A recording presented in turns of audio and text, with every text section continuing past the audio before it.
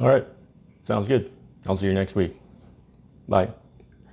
All right, guys. I just finished a tutoring session, and I want to tell you about the most common mistake in math that students and people in general make.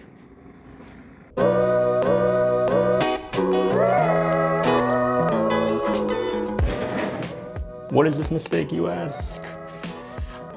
One moment.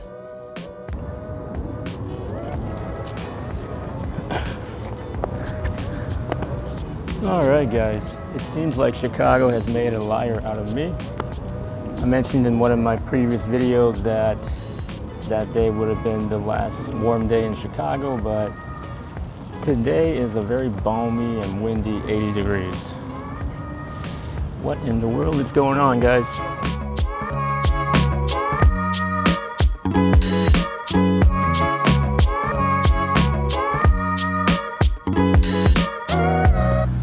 As you can see, we are in a more refreshing environment right now, not your usual classroom. We are by the Adler Planetarium, by the lakefront, of course, as you can see, on this very beautiful day in Chicago. If you're new here, hi, my name is Holden. I am a math tutor. I've been tutoring students for the past 15 years in math, and you can find all sorts of content on this channel. There are going to be mostly vlogs and random musings like this video, but they'll all have some sort of mathematical skew to them. So yeah, like and subscribe if you are into that. So yeah, today we're going to look at the most common mistake that students make in math, at least based on my experience from tutoring students. And it's what I like to call abusing the distributive property.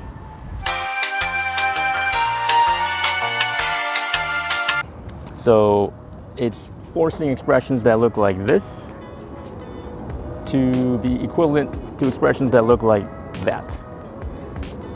Here are some more examples that have caused the demise of so many students. So as you can probably guess, the expression on top absolutely does not equal to the expression on the bottom, even though your gut instinct may tell you otherwise. And that's the great thing about math. It's a logical framework that allows you to reason without solely relying on your gut instinct or your feelings. Not that there's anything wrong with instinct or feeling. In fact, some mathematicians will argue that in order to see what the next proof or the next step in a proof would be, you would have to have a sort of intuition for it. But there's a time and place for everything.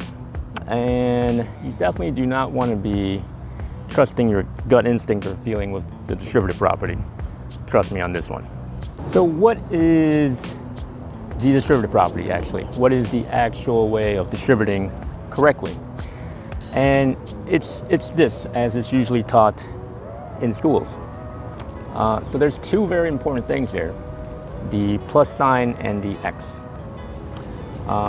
The x symbolizes the fact that we can only distribute an algebraic term, like a constant or a variable, over addition, as symbolized by the plus sign.